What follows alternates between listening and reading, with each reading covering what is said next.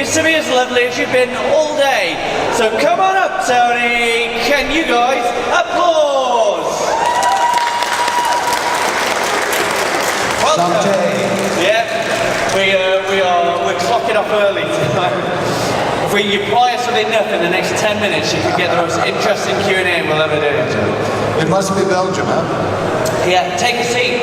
Enjoy the sofa. Thank you. How is it? Is it nice beer?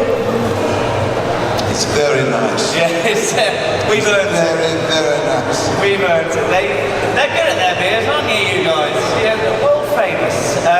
How's Antwerp treating you? You know, it's been great. It's been really wonderful. I haven't seen as much as I would like, but that starts tomorrow. Oh, you're staying around? I'm staying around, so look out. I'm on the loose. 5 days in Belgium. So, Bruges, Ghent.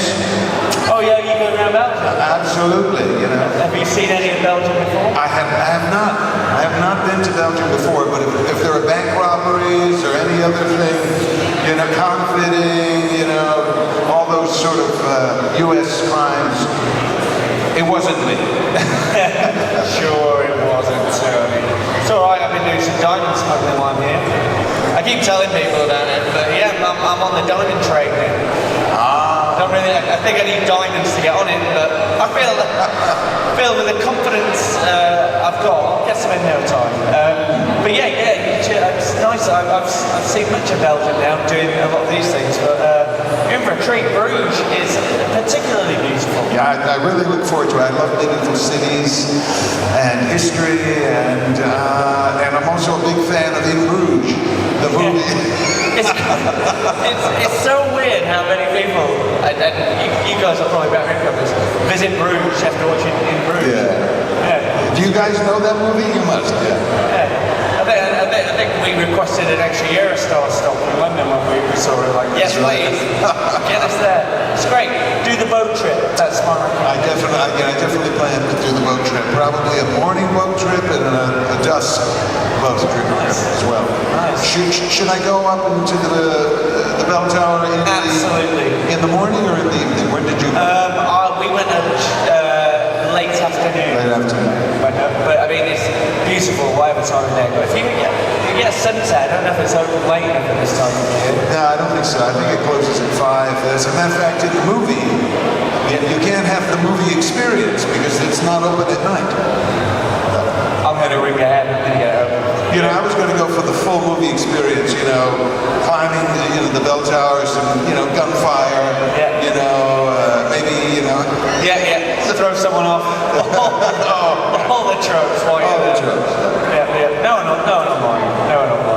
Yeah, it's lovely. You're an absolute treat. But we're not here to talk about holidays, although I probably will go on about it for a while. We're here to talk about one of the best CVs I've ever looked through on IMDb. You are in everything. Well, not everything. Everything I love. You've been in some absolutely wonderful things. It's because I'm old. I've interviewed people that are older than me, and the CVs are not as exciting for me. Well, thank you. Yeah, you've been in some absolute, powerhouses of popular culture. Well, thank you very much. You know, and I love doing genre work, and you know, age-wise, it's very interesting because in Stargate, as people that know Stargate, I started the series at 133. So I'm actually just growing in to, I'm sort of approaching, you know, halfway or something. So it's remarkable, yeah. Someone's going to ask Fido, given all the incredible things you've been in, which ones stand out the most? Both for memories of being, making them and for things you are proudest of? Well, you know, Stargate, because it was the gift that keeps giving, and it went on for a long period, 10 years, but to get to Stargate, I'd have to get to 2 films, probably most importantly, The Mask of Zorro, because I had just finished The Mask of Zorro, was back in town for about a week before I had the Stargate audition. And it's a great time to get work after you've just finished the movie, because they have no idea if it'll be good or bad, but they want you. because they can get you at your current price, and if the movie's a big hit, then they'd have to pay more for. So they see you as a sort of desirable thing, and I think The Mask of Zorro had a little bit to do with me getting Stargate. So. Stargate, I mean, Stargate's grown into one of those things that, like I say, the gift that keeps giving. The lore of Stargate just keeps growing and growing, doesn't it? They're rebooting it again, aren't they? They're talking about it, you know. As a matter of fact, it was just announced that, Brad Wright, who was the creator of the series, said they're in conversation about it. And I had a wonderful conversation with Chris Judge that was part of the San Diego Comic-Con this year. And so I think they're inching forward. When it will happen and what it will be, it's not clear yet, but we're all hoping that it will, involve the original cast, as well as, some Atlantis people. And no one really knows the answer to that question yet, but hopefully I have my fingers crossed. It's the time to do it, sort of thing. I mean, so many things that have that sort of love to them and get rebooted, but so much. I mean, Star Trek Discovery, for example, like if they do what they did with Discovery to Stargate, you're going to get mind-blowing effects. Absolutely, absolutely. I'm really excited, and I almost don't want to jinx it. Yeah, I almost don't want to,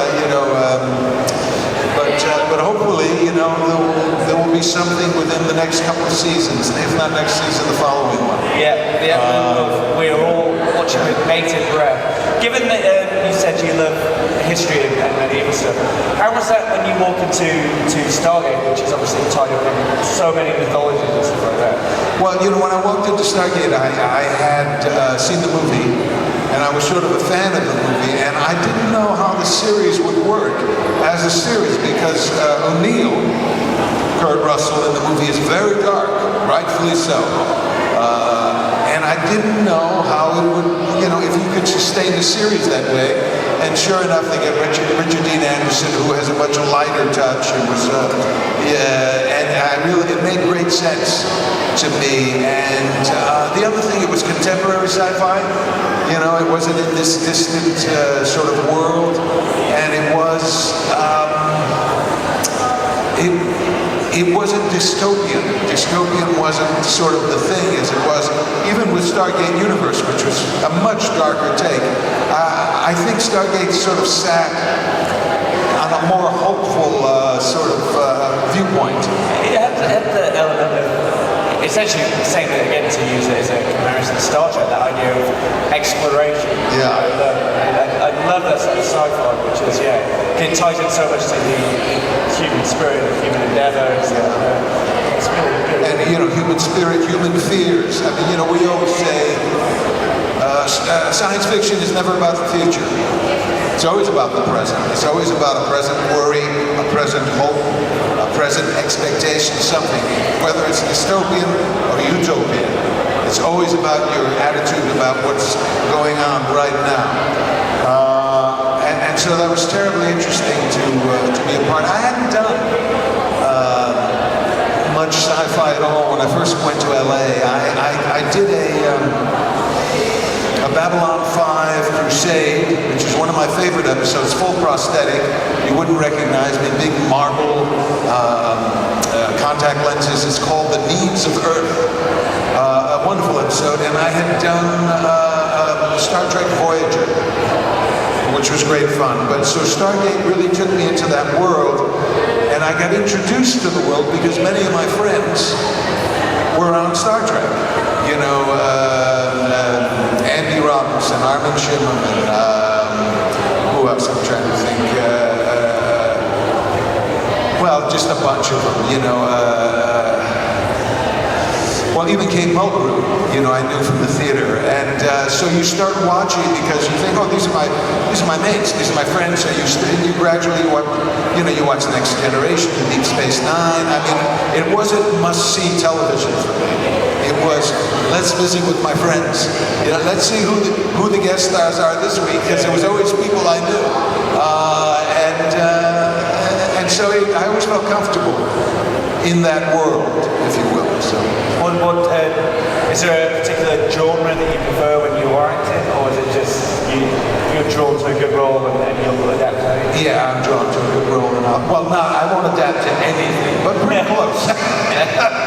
Where's the goal? What's the goal? There is a lot. There's a lot. But I don't know where it is. I haven't seen it yet, but it must be out there. No, I like variety. I like going from a costume, say a Mask of Zorro into Stargate into a CSI, and then go do a play. And then now, occasionally I'll do mocap, video games, which are fascinating and very new to me. It's weirdly, one of my little obsessions is video game voice acting. I've had a lot of friends who've done it, and they say it's one of the most unusual projects that you can do as an actor because they don't give you much context, and they just give you a load of beats to hit.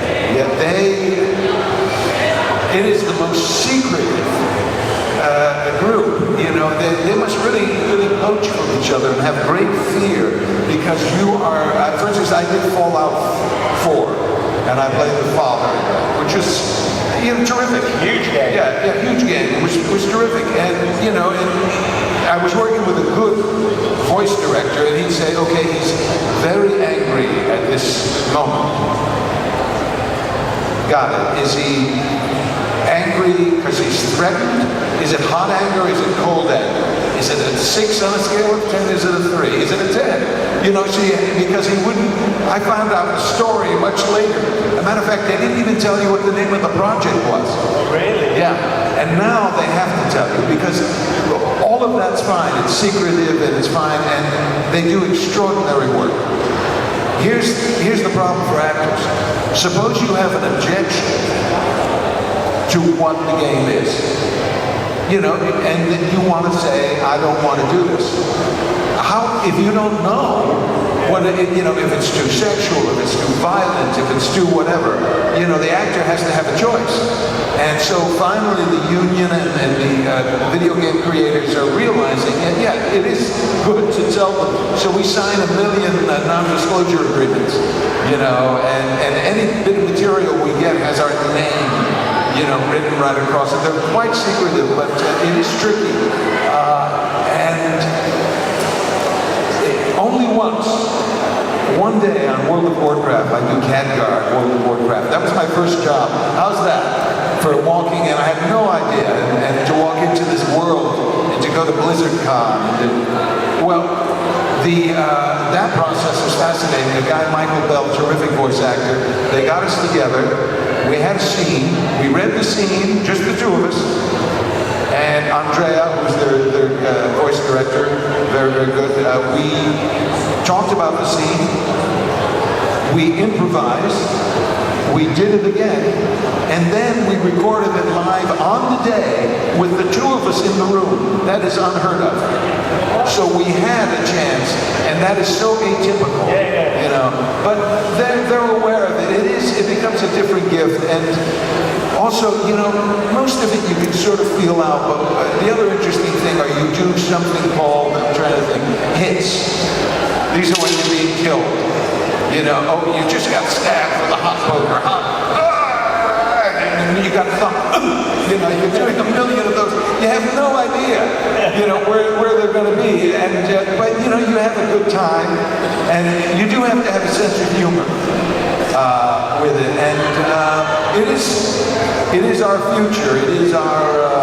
It's a huge part of the business now, and I think you'd be foolish not to have some understanding. And the great thing is with mocap.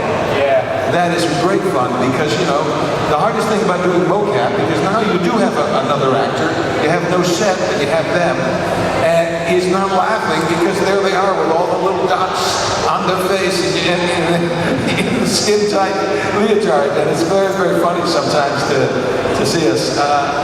Recently I did one called Just Cause, which is going to be coming out at Christmas. It's very interesting video games. Great games, great games. I mean, you did something else I was going to ask you about, because you've just been in one of my favourite things that Netflix has done, which is Castlevania. Right. The new series is coming out, next month? Are you returning for that? Are you allowed to tell us? I'm not allowed to tell you. But Maybe. Very struggling, maybe, Yeah. but I'm not saying. Yeah, I mean that again, like that sort of world's coming back through so massively now, where animation's having a sort of renaissance in terms of Netflix have given new life to animations and animated stuff, and Pixar are over there. Absolutely, and it's amazing. And Pixar, some of their stuff. I mean, I just, I forget the name. What is the one that was out? It's inside a young teenager's mind. Inside Out. My God, what a terrific. If you were here 10 minutes ago, there's a whole cosplay team where they've dressed as all the emotions. Oh, yeah, they look great. Oh, boy, incredible inventiveness, and I'm a big fan of their work, and I really enjoy it because the other great thing is you're in the room. There is the physical aspect, whether you're old, young, handsome, not so, all of that's taken care of, and it's just about creating the voice. So it's a particular skill. For the longest time, I must admit, a lot of actors think of it as a way to get by. You earn some money and it's voice acting. Well, I had a good friend who was LaFontaine. He's the guy who said, in a world far away. And just, that guy who did all the trailers. He was that guy was his mentor. His name is George Deloy, who does Tonight I'm 24. Back in the day. And I went over his house because I said, I used to act with him in the theater. George introduced me to this world. What is it? And he did, and he showed me microphones, and then he handed me his demo reel. And I went home and listened to this demo reel. And it was sensational on every bit. Sensational vocally, sensational character-wise, and it really changed my whole head and my naivete about what skills are involved in voice acting. Yeah, we had Jeremy up earlier, and he was talking about it. He was saying like it's a different mechanism, different type of acting. It's a bit more. If you're lucky, you get to see at least what you look like. But every so often, there must be a gag reel.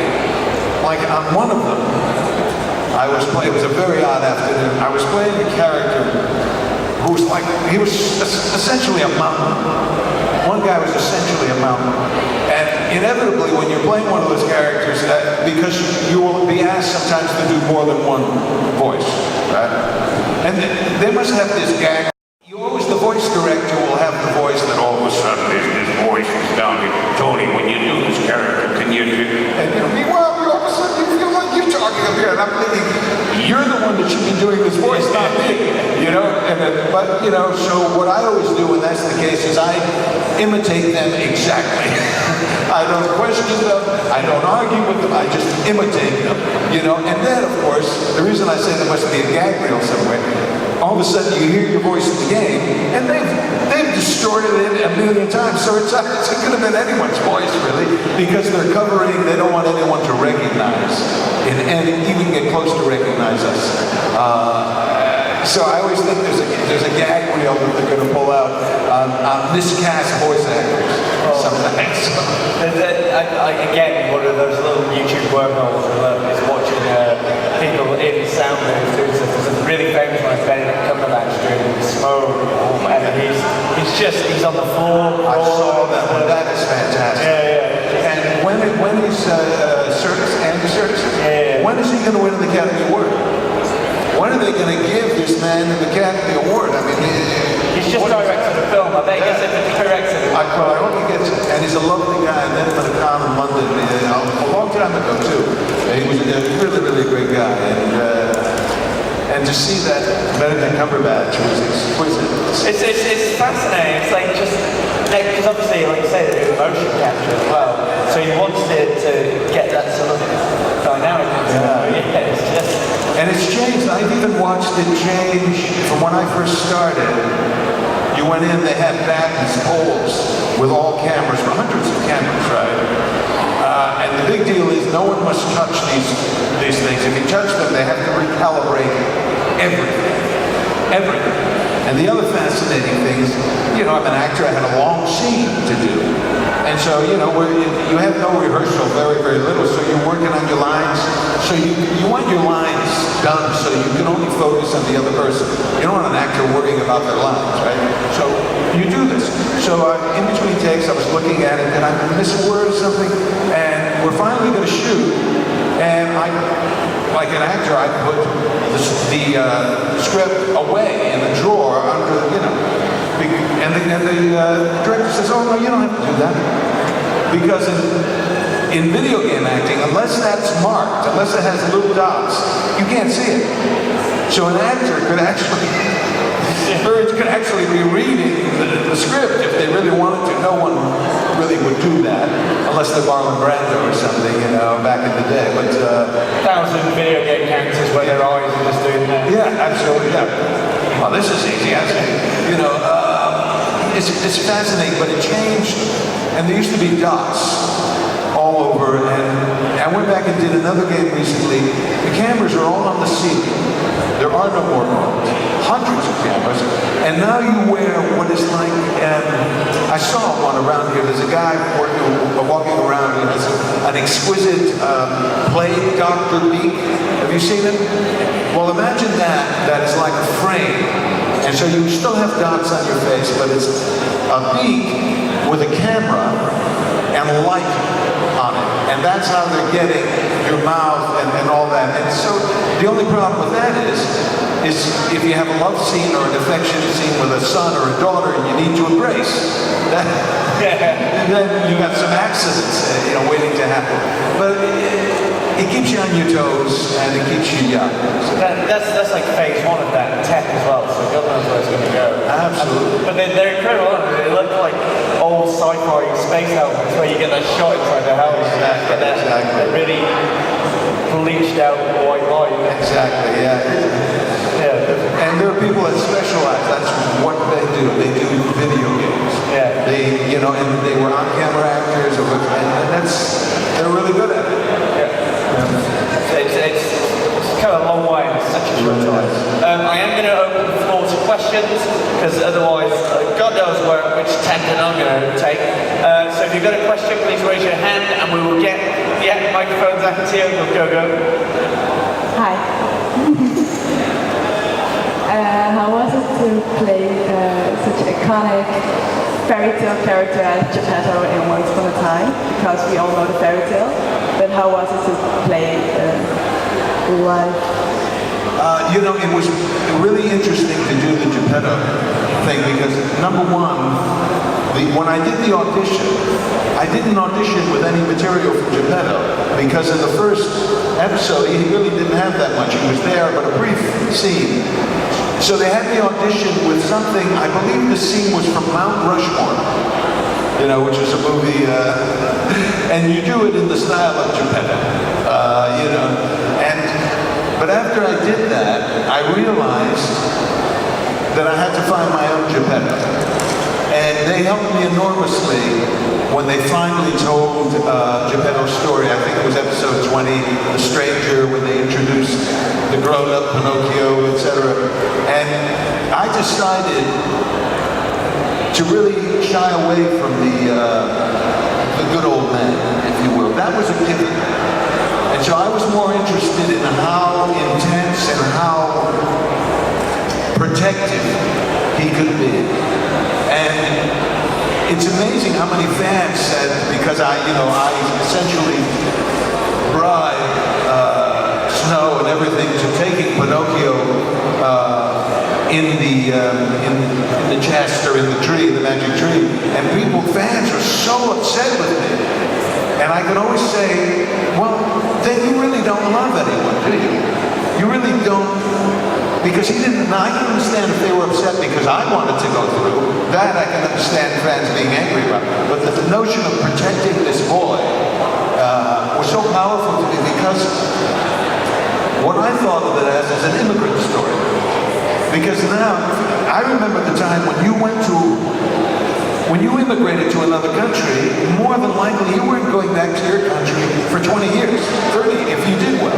Now, of course, you know, we have phones, it's 2 cents a minute. Back when I was growing up, that was not happening. if you were an immigrant. So the notion of sending someone away was you weren't going to see them. And so I tried to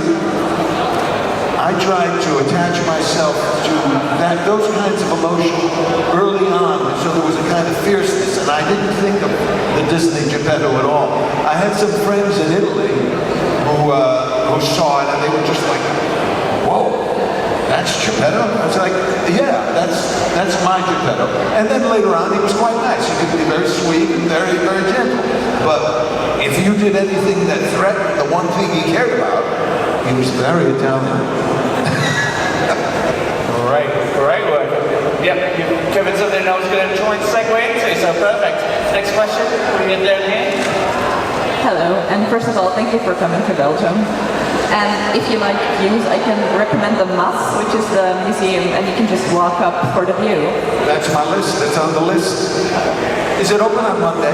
I have no idea. Actually, museum are usually closed on Monday. Okay, so I better check. Better check. My question is, with your experience in your career, and did you already know that Stargate was going to be so big? And in general, do you have an idea when you get a script that something might be big, or how it's going to turn out?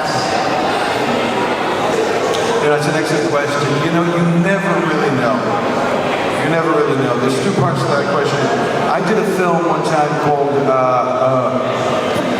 it was about the WPA and the Arts Project. And it was the most beautiful script I'd ever read. It was so literate and so witty and everything. And when I saw the movie, it wasn't a film. It was more of a stage play. You know, it disappointed me, and it was a big lesson that there's quite a difference between a film script and a play in the quality of the writing. And whether Stargate, initially Stargate, I don't know if you know this, it started on Showtime, which is a premium channel like HBO. And it was doing okay, but it certainly would never have lasted unless Sci-Fi Channel was created. And that's when all of a sudden it was able to reach all of you. And the Sci-Fi Channel was, you know, really, really important. And even, I remember the 5th year, there was you may have heard this story, so some of you may not have. We were shooting a scene on the Fraser River, and we were waiting for perfect light, meaning it was the sunset to catch light. It was the scene where a whole bunch of Jaffa had been slaughtered, and Chris Tilk is keeping me alive. We're switching symbiotes, and he's keeping me alive. It was that episode. And we're waiting for the perfect light. And Chris and some of the other actors were all talking about whether it was going to continue. Is there going to be another season? Is there going to be, you know, and, you know, I didn't know. And they were talking, and I'm watching the river, and the salmon are running. You know, have you ever seen salmon run? They're going home, and they're jumping out of the water. It's the most beautiful thing. They leap. And I say to Chris, I say, hey guys, the show is coming back. And he says, well, what do you mean? I said, trust me, the show is coming back. And Chris says, well, what are you talking about? How do you know? I said, Chris, even the salmon are jumping up to get a look at Stargate. How could it not come back? And we got 5 more years, so maybe salmon should be the symbol of Stargate. Live salmon. Amazing. Any more questions on the floor? Yes. Hello. My question is, I mean, you already said you have been in a lot of things, but what makes Once Upon a Time special? What makes it memorable for you? Well, just the concept. You know, when there were two similar series. What's the series about the werewolves and the one shot in Portland? Grimm? Yeah, Grimm. Yeah. And everyone was saying, well, Grimm, you can't have both series, Grimm and Once Upon a Time. And then I read the Once Upon a Time script, very, very different. And the brilliant thing they did was they made their series about, the fairy tales were the trampoline. And everything was like a jump from the fairy tale, a prequel or a sequel. And so they told amazing stories. For instance, they'd ask themselves, how is Jiminy Cricket attached to Geppetto and Pinocchio? And then you find out in an episode that Jiminy Raphael Sparge is responsible for Geppetto's parents being killed. And they create, now that doesn't exist in anything, and they, time and time again, they created powerful things to play. So I think it was the writing.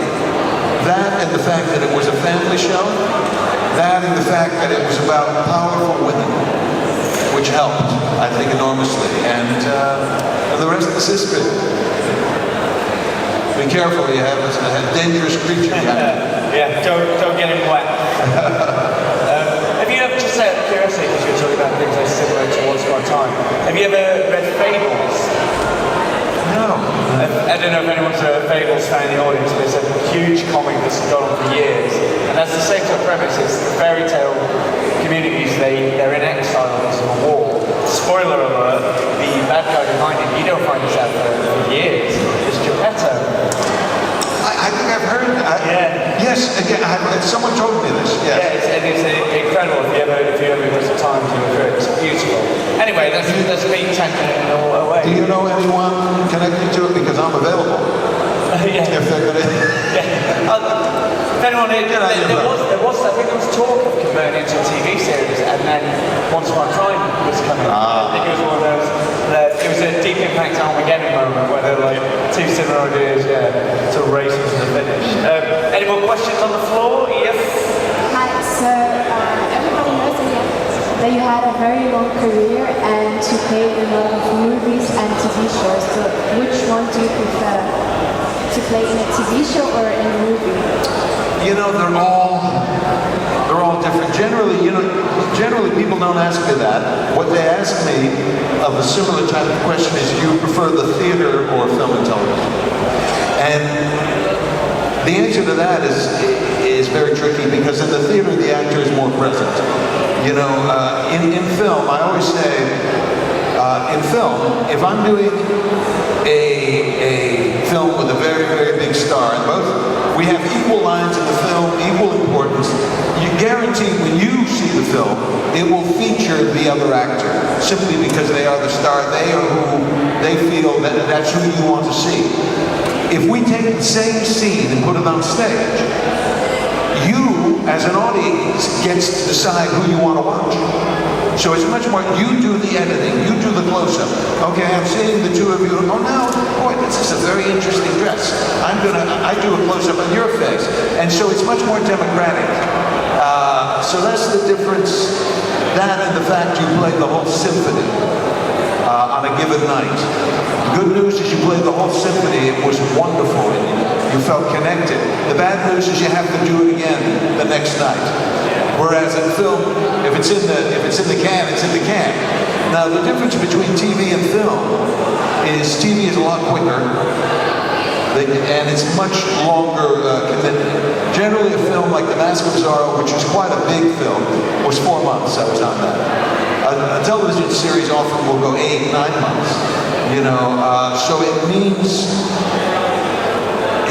a much longer commitment and a quicker pace, because you just finish an episode and it's the weekend and you've been working 16, 17 hours a day, and you go back to your trailer and guess what?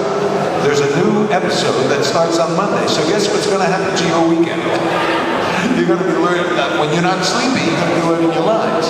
You know, so it's a different deal. I enjoy them all. I love dress up. So Zorro was really great to be riding around on horses in Mexico, and and then all of a sudden to go to Vancouver and be in a sci-fi. They're all, it's like choosing between children. I'm sorry to say. If you like security, for lack of a better word, television might be better in terms, because it's a longer commitment, you have a longer job. But and also right now, this is a golden age of television. I have a friend who's in Pretty Little Lies. Well, in the second season of Pretty Little Lies, Meryl Streep is part of the cast. So it used to be, when I first started, you were film or television. you know, and now everything's broken down because the material is so good. I mean, if you have a story to tell, and if you're doing a film, they're going to say, can you get it down to 120 minutes? Whereas if they say, you know what, Netflix or HBO says, you got 10 episodes. So about 10, 11 hours, oh my God, actors are drawn to that because now you can really scratch and really find some deeper things about the people you're playing. So. Yeah, going back to what we talked about earlier, technology-wise as well. TV now has access to filmmaking equipment. And so the look of it can be as incredible. Like the cinematography on some of the new TV shows is better than stuff we had 10 years ago in the top film. Look at Game of Thrones. Yeah. It's incredible. Yeah, it's absolutely. Yeah, again, floor. We got one more here. Any more after that, just so we know how I'm looking? So they're gonna let me ask another question, so I'm very happy. My second question is, and you already kind of alluded to that, how has acting changed over the years? Because you have such a long career, have you seen things change and in which ways? You know, acting is I mean, some things have changed. Its essence has never changed because its essence is truth and a kind of reflection of you. You know, I always say as actors, we're your surrogates. We're your romantic surrogates, we're your adventure surrogates, you know, we're your parental surrogates, whatever. So in that way, it's never changed. But fashion does change. You know, certain looks of young people become more dominant. Diversity, those types of things. So in that way, there is a difference, but at its essence, you know, good acting is good acting. It's funny, some actors are very successful by doing very little. I'll give you an example, Anthony Hopkins. He's if you will, he's a distillation. He's like a powerful liquor that you just sip. And then you have some other younger actors who I love who are like beer. And they're sort of all over the frame. And somehow it manages to work for them. They're great young actors these days. There's one I've been admiring a lot, Oscar Isaac. I know, from Ex Machina and a bunch of things. I think an exquisite. He just played Hamlet in New York. I think truly he's an actor of a generation. Right, you know. For myself personally, you know, I try to just come in and do the job as simply as I can. When I'm doing theater, I can embroider a little more. But I think film is about is how truthful can you dare to be? Because in film, I mean, it's a lot in the eyes. It's a lot in that sort of place, and it just depends. It just depends on how brave you're willing to be, how naked in a kind of way you're willing to be. And of course the material dictates that too. Obviously if it's, you know, I was in an acting class in LA when I first got there, and Tom Selleck had been in this class. And they always used to joke about Tom Selleck. The only thing he wanted to do in acting class was play in scenes where the character gets to cry in the scene. And everyone's looking, no, Tom, don't cry. You're the rock. You're the handsome, you know, sort of stable thing. And so, oh, I get it. And he, of course, went on to make a career of that. You also, the other thing about acting you have to realize is you have to accept what you look like. You may be 15 in your heart, as we all are, but you have to accept that maybe you're closer to 70 than you are 15. And do that. There's an image that I often use too, is that you do the work that they perceive you in. The work that they say, when you walk in the room, they say, oh, you're this. Oh, it's a no-brainer. While you're doing that work, in your back room, where no one is looking, you're dreaming. So that when you get powerful enough, you know what you want to do with that power. It's a long long answer, sorry. A very, very, very good answer. Any more questions on the floor before we let Tony finish? Anyone? Are you got another one? Or are you just doing some sort of gymnastics? How was the friendship between Jiminy Cricket and Geppetto? Because Jiminy Cricket murdered your parents. How was that friendship? Because in Storybook they were really great friends. Well, they were, and they sort of overcame that.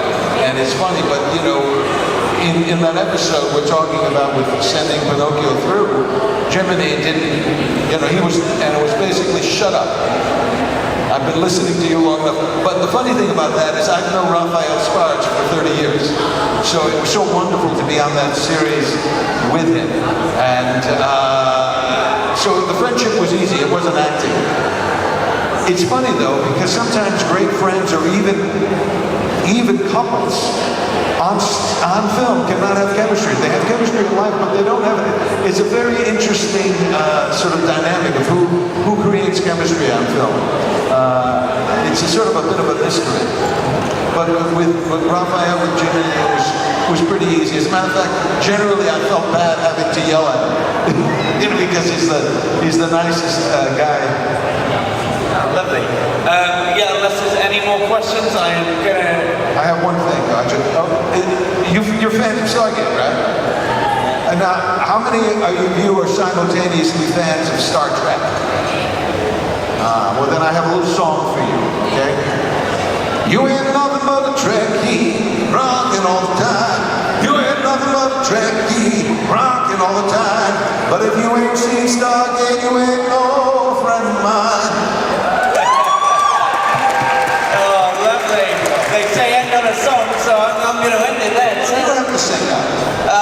No, they heard me sing a few times this Comic-Con, and no one wants to hear that again.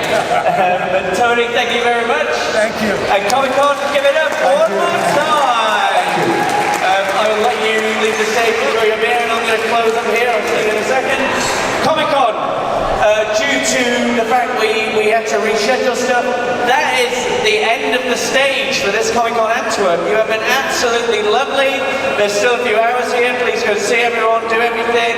Just enjoy yourselves. Once again, we will see you hopefully next year. Thank you very much.